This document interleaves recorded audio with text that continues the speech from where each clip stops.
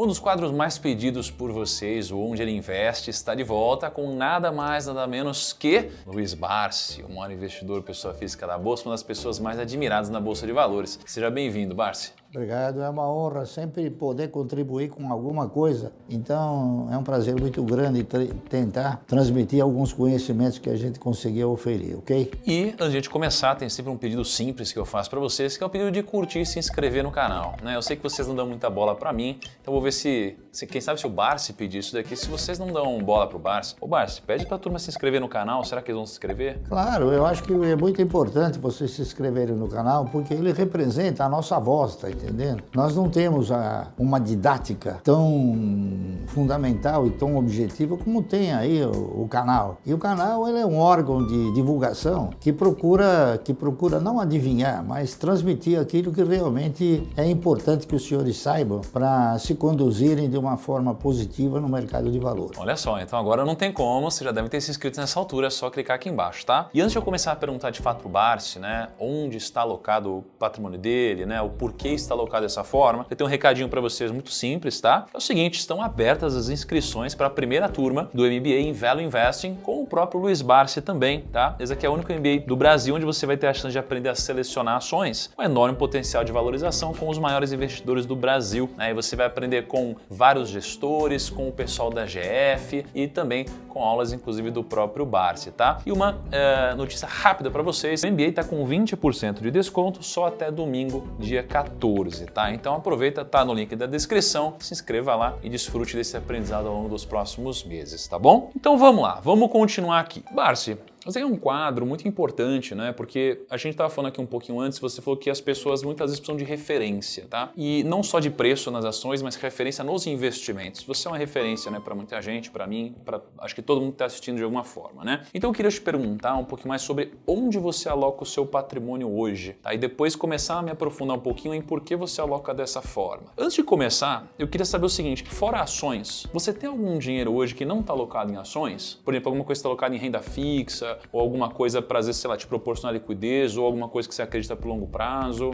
Claro, muito bem. Eu aloco os meus recursos, a exemplo de todos os países desenvolvidos, eu invisto na geração de riqueza. O meu patrimônio está diretamente focado na geração de riqueza. Como é que se gera riqueza? Riqueza se gera você fazendo o seguinte, você investindo, criando oportunidades para que um negócio se desenvolva, cresça, prospere, contribua com empregos, contribua com impostos, contribua finalmente com o desenvolvimento da nação. Contudo, nem sempre as oportunidades de mercado elas se apresentam para que você possa então oferir os benefícios dos preços atrativos. Então o que acontece? Quando eu recebo alguns dividendos e o papel não está no preço para mim comprar, os papéis que eu formo e completo com a minha carteira de previdência, evidentemente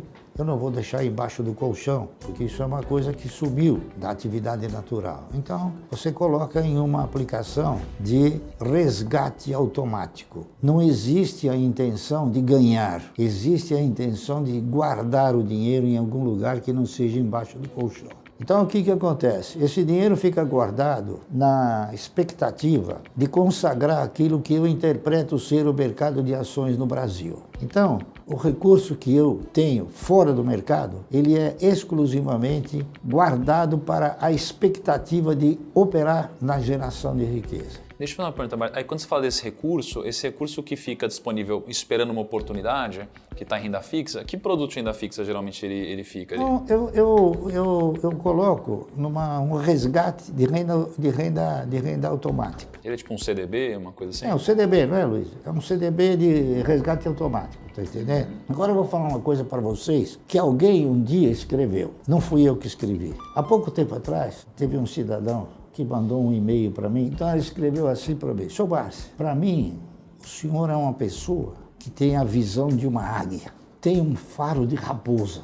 Poxa, será que é tudo isso? Tem a paciência do jacaré, tem a estratégia da hiena e a liderança do leão. Falei, meu Deus do céu, será que eu sou tudo isso? Tá entendendo? E ele mandou para mim e falou, para chegar onde o senhor chegou, precisa ter isso. Falei, poxa vida, me sinto honrado com isso. Então eu recomendo a vocês o seguinte, procurem ter a visão da águia, a paciência do jacaré, a disciplina da hiena, o faro da raposa e a liderança do leão. Coloquem isso dentro da vossa filosofia que um dia vocês chegarão onde eu cheguei. Caramba, pô, que incrível.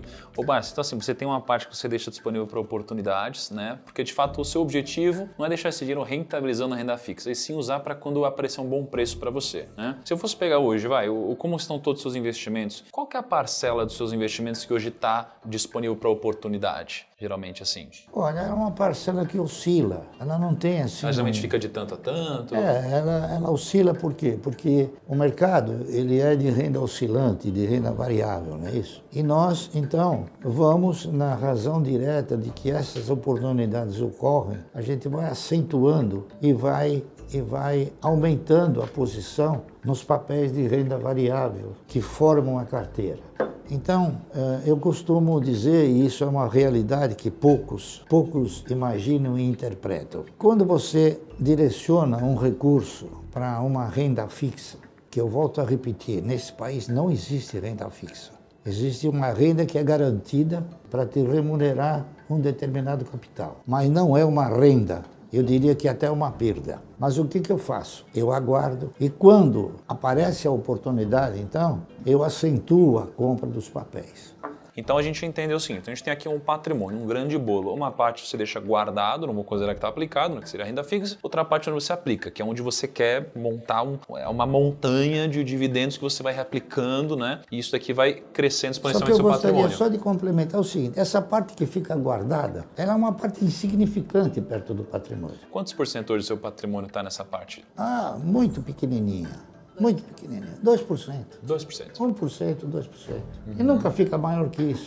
Porque quando cresce um pouco, aí aparece a oportunidade, aí você compra, diminui. Tá entendendo? E aí, nessa parte que está aplicada, está tudo em ação. Não tem fundo imobiliário, não tem ativo internacional, está tudo em ação. Não, nada disso. Não está em fundo, não está só em ação diretamente. Ações e títulos. Aí, e títulos. Que ela que administra isso. Isso. Ela é craque nisso, eu não sou. Eu sou craque em ações. Em ações.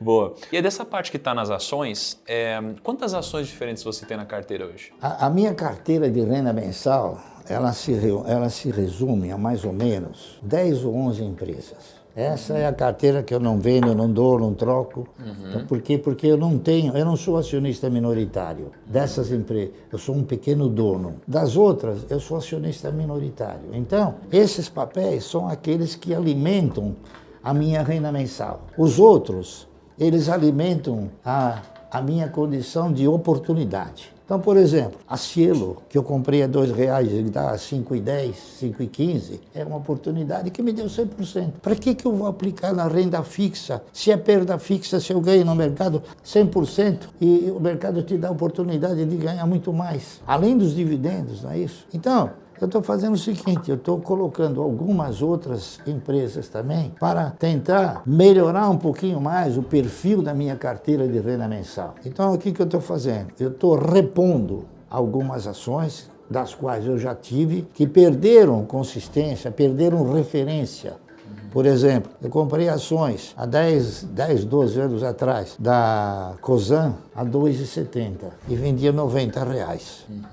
Entendeu? Então, a R$2 era uma ótima referência de compra e a 90 uma excelente referência de venda. Aí o que a Cosan fez? Vou fazer um desdobramento. Minhas ações custam muito caras e elas estão muito acima da mediana de mercado. Então, para que você possa inspirar o cidadão também a comprar ações para elas mais ou menos se posicionarem dentro da mediana. Então quem tinha uma ação ganhou 3 de presente, ficou com 4. Então o preço de R$90 dividiu por 4, então ela veio para R$20.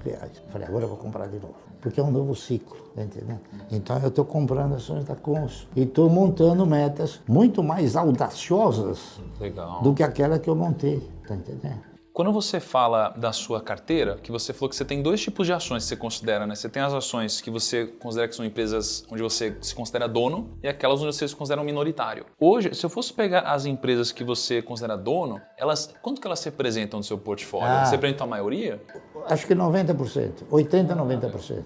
Então, quase de 10 a 11 ações são quase 90% do seu patrimônio. Agora eu estou começando a internar outros papéis para pulverizar um pouco mais e fazer com que as receitas elas possam provir de mais empresas. E aí, quando você fala das empresas que você é minoritário, quantas ações você tem mais ou menos aqui no meio? Tem uma montanha de ações, né? Não é tipo 50 ações, assim? Não. Eu tenho umas ações e algumas outras. Eu interpretei oportunidade, mas deve ter umas 10 ou 15 embaixo, ou 20, no máximo 20, mas é tudo oportunidade. Por exemplo, a Cielo é oportunidade, a IRB é oportunidade. Então tem outros papéis também, por exemplo, eu comprei um pouco de Braskem. Hoje, Unipar é a sua maior posição? A minha maior posição financeira. Não em número de ações. Mas não em número de ações. Hoje, quantos por cento da sua carteira representa Unipar, mais ou menos? Uns 10%, né, Luísa? Unipar representa uns 10% da carteira, né? Não, mais, 40%. Bom, tá certo. É que subiu muito, ela representava menos, subiu demais. Então, mas Fiquei ela é rico só muito de repente, né? É É, ruim ficar porrada. rico de repente. É chato ficar rico de repente, você perde até a noção. É ruim, né? Chato isso daí, esse negócio. Tem que demorar mais. Mas essa é a sua maior posição. Qual que é a sua segunda maior posição? Clabin, Banco do Brasil. O Banco do Brasil. Clabin, Banco do Brasil, Banco Santander, Taesa, TRPL, CEMIG. Caramba. Então, se eu for pegar essas ações aí, mais algumas outras, já são quase 90% do seu patrimônio, né? E deixa eu te perguntar, Unipar subiu muito, né? Não. Perto do que você comprou. Não, ela veio para o que ela vale. Ela ainda não subiu. Entendi. Ainda não subiu. Tem muito chão ainda. Tem chão, tem chão. Se eu fosse pegar hoje as suas 3 principais posições, né? Que você falou que é Unipar, Banco do Brasil... Se eu for Klabin. Desculpa, Klabin, exato. Se fosse pegar assim, as suas 5 principais posições, por que você tem elas de uma forma geral? Assim? Porque elas me proporcionam um negócio chamado renda mensal. Se eu quero ter renda mensal proveniente dessas empresas, pergunta, por que eu vou vender se eu quero a renda mensal? Tá entendendo? Perfeito. Então elas são altas pagadoras de dividendos e com...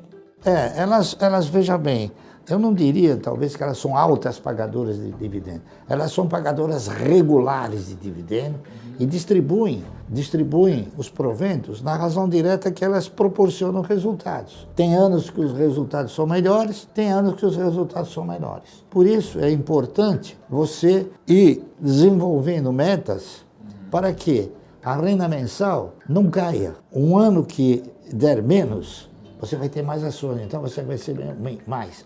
Você vai receber sempre mesmo que seja um pouquinho menos. E o que você hoje, porque eu perguntei onde você investe, agora onde você não investe? Assim, tem posições que você não... Não é posições. Eu invisto Projetos que você na investe? atividade econômica, eu invisto na geração de riqueza.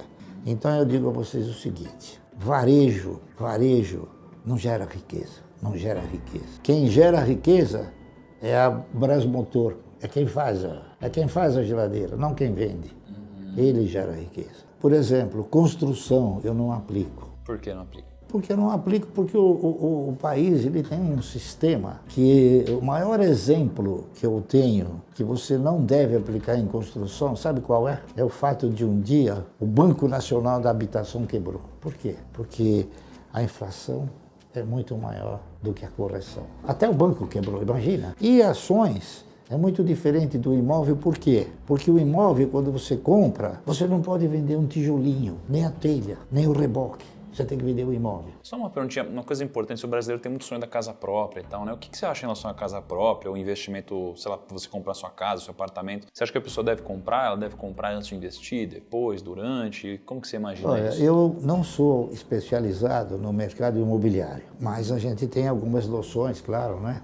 Eu digo aos senhores o seguinte, eu vou contar um negócio que é verdade e faz muito tempo que eu não vejo essa senhora, 10, 15 anos atrás. Quando o mercado ainda proporcionou oportunidades melhores do que está ocorrendo agora, chegou uma senhora que ficou viúva. Ela chegou para mim e falou, seu Barsi, eu moro num apartamento, num prédio que tem 2 andares, tem 6 apartamentos, não tem elevador, não tem nada. Tá certo? Tem 3 apartamentos embaixo e 3 apartamentos em cima. Meu marido morreu, deixou para mim um seguro que era, acho que, 60, 70 mil reais. Eu disse para ela o seguinte, olha, nós estamos numa situação de mercado agora muito favorável, né?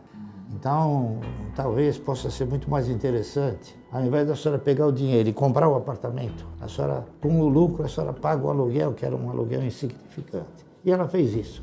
3 anos depois ela falou, seu Barsi, o senhor é uma pessoa que caiu na minha vida, não sei o quê. Sabe por quê? Porque eu tinha dinheiro para comprar um apartamento, hoje eu tenho dinheiro para comprar um prédio. E que beleza, né? Fiquei muito feliz com isso. Então, isso não é um exemplo que acontece todo dia, porque o mercado ele não está tão assim receptivo para gerar resultados tão grandes. Mas mesmo numa situação que nem a de hoje, a Cielo deu 100% de lucro. Então, o que eu peguei aqui que eu achei interessante a gente basicamente tem, se for pegar mais ou menos 100% do portfólio, né, você tem mais ou menos 2% que estão num caixa para quando aparecer uma oportunidade, os outros 98% mais ou menos, você divide em 2 partes a sua carteira, aquelas empresas que você se considera dono dessas empresas e aquelas onde você considera um minoritário. Né? Das que você se considera dono, você tem mais ou menos 90% aqui do portfólio, que tem de 10 a 11 empresas, as maiores posições são aquelas que a gente citou, e os outros 8% estão em mais ou menos umas 10 a 15 empresas. Né? E eu te perguntei onde você não investe. E aí você falou, né? Varejo, eu não investo em varejo, eu não invisto em aviação, eu não invisto em construtoras, eu não invisto em, por exemplo, shoppings, que na verdade, em última análise, também é um varejão, né? Eu não invisto também em turismo. Eu não invisto, em geral, em coisas que associam as pessoas, que façam com que as pessoas se associem, tá entendendo? Eu dou muito valor a um patrimônio chamado patrimônio físico. O que é um patrimônio físico? É aquilo que você vê, você apalpa, você sente. E eu não dou valor para o patrimônio intelectual. O patrimônio intelectual ele pode ter morte súbita, o patrimônio físico não. Eu não invisto em atividades como comprar ações claras de tecnologia, porque está na cabeça de um cara. Esse cara morre, a tecnologia vai para o inferno, vai para o vinagre. Então eu não tenho a ambição de querer ficar rico de repente. Eu acho que para ficar rico, você tem que ter o quê? Você tem que ter uma trajetória. Só para que eu lembro que a gente estava conversando aqui antes, né, que você estava me comentando sobre, às vezes, ações de varejo, que mesmo você não comprando, acho que não é que você torce contra, né? Acho que vale a pena falar isso daí para a galera. Não, né? eu Porque às vezes a galera interpreta errado. Eu gostaria, inclusive, de acentuar uma coisa que alguns interpretaram de uma forma totalmente desvirtuosa e desvirtuada. Veja bem, eu não desejo, eu vou torcer para que o Magazine Luiza nunca quebre. Se precisar da minha orientação e ajuda, eu vou e ajudo. Acontece que não é o Magazine Luiza, é a atividade que ela tem uma deficiência muito forte no que diz respeito, porque as empresas de varejo são empresas de capital intensivo, elas precisam sempre estar se capitalizando. Eu desejo a dona Luiza Trajano que ela continue administrando brilhantemente a Magazine Luiza, como ela o fez, né? Isso conseguiu fazer com que o papel chegasse a R$150. Isso é digno de uma credibilidade que eu nunca consegui, tá entendendo? Mas, para deixar claro, que eu não torço, não desejo e não quero que o Magazine Luiza quebre. Eu dei o exemplo do Magazine Luiza, como eu poderia ter dado o exemplo de 40 outros que quebraram. Sloper, Mesbah, Clipper, Arapuã, de 40, vai, que eu não me lembro de todas, entendeu? Muito bom. E é isso aí. Barsi, muito obrigado pela sua contribuição aqui, obrigado pela coragem, né, de certa forma, nessa altura do campeonato, tendo conquistado tanta coisa, ensinando, né, para muita gente que está começando ou já investe. Né? Eu gostaria que isso fosse levado adiante por vocês, porque a minha didática não é tão assim, não é tão positiva como já o foi no passado. Eu fui professor universitário, eu dava aula de valor e formação de preço, como se formam os preços. E hoje a gente já tem assim um resquício de alguma falta de lembrança, não é isso? Então eu deixo a você, que é jovem e tem todas essas características, para desenvolver uma didática ao cidadão que procure mostrar para ele o ABC da aplicação. O ABC da aplicação é o seguinte: nunca confie seus recursos sem que você participe. Não dê o dinheiro assim. Por muito bom que seja o portal, por muito grande que seja, a gente percebe o seguinte. Eu vou dar só um exemplo, porque é um exemplo, é palpável, saiu no jornal. O Itaú deu 7 bilhões. Quanto deu o Itaú de lucro? 7 bilhões. Um exemplo.